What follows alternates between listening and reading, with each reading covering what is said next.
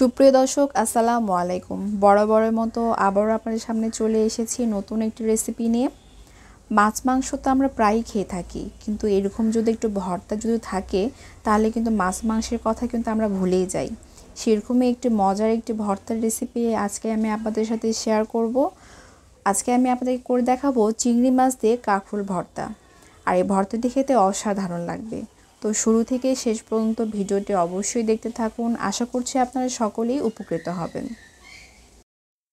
ভর্তা তৈরি করার জন্য এখানে আমি তেল দিয়ে দিয়েছি, আর তেলটা যখন হালকা গরম হয়ে আসবে ঠিক সে পর্যায়ে এখানে রসুন আর কাঁচামরিচ আমি এখানে দিয়ে দিব।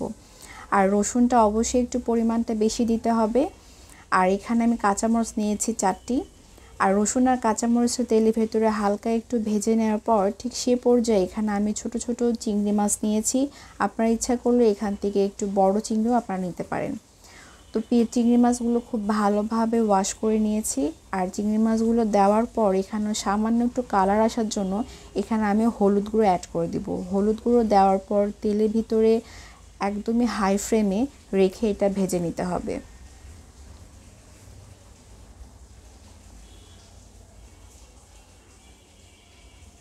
ভাজতে ভাজতে যখন চিংড়ি মাছে খুব সুন্দর একটা যখন কালার চলে আসবে ঠিক সে পর্যায়ে আমি এখানে কাঁকরোল রেখেছিলাম।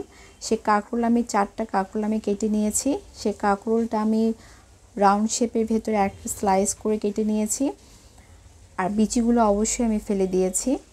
তো কাঁকরোলটা দেওয়ার পর যতক্ষণ না পর্যন্ত কাঁকরোল থেকে যে পানিটা আসে সেটা বের হওয়ার পর্যন্ত এটা ভাজতে হবে।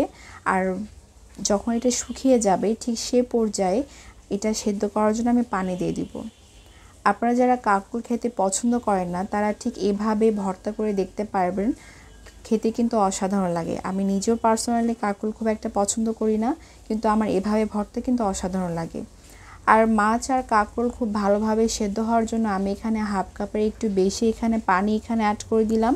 আর এই পানি দিয়ে পুরোটাই সেদ্ধ হয়ে যাবে। দেখুন সেদ্ধ হয়ে গেছে। আর এখানে হালকা একটু পানি আছে, পানিটা একদমই চুলার আঁচটা মিডিয়াম টু লো ফ্লেমে রেখে এটা ভেজে নিতে হবে।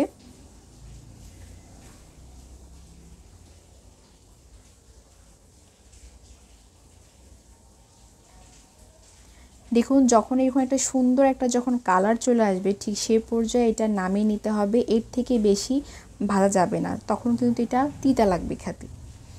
তো এরকম যখন হয়ে আসবে তখন ঠিক সেই পর্যায়ে আমি এটা নামিয়ে নেব। আর নামিয়ে এটা আমি ঠান্ডা করে নেব।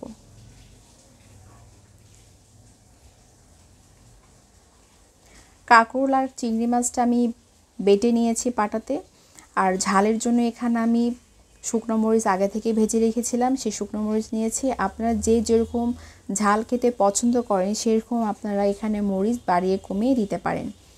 মরিচটা হাত দিয়ে খুব ভালোভাবে এটা চটকে নিতে হবে। আর লবণটা অবশ্যই টেস্ট অনুযায়ী লবণটা অ্যাড করে দেবেন। মরিচটা চটকে নেওয়ার পর এখানে আমি পেঁয়াজ নিয়েছি। পেঁয়াজের পরিমাণটা হালকা একটু বাড়িয়ে দিবেন। আর সেই সাথে এখানে পরিমাণ মতো সরিষার তেল অবশ্যই দিতে হবে। ভর্তাতে কিন্তু সরিষার তেলই কিন্তু টেস্টটা কিন্তু দ্বিগুণ বাড়িয়ে দেয়। পেঁয়াজ শুকনো মরিচ আর সরিষার তেল দিয়ে খুব ভালোভাবে এটা চটকিয়ে নিতে হবে। আর যত বেশি এটা চটকিয়ে নেবেন পেঁয়াজটা ভর্তাতে খেতে কিন্তু অসাধারণ লাগবে।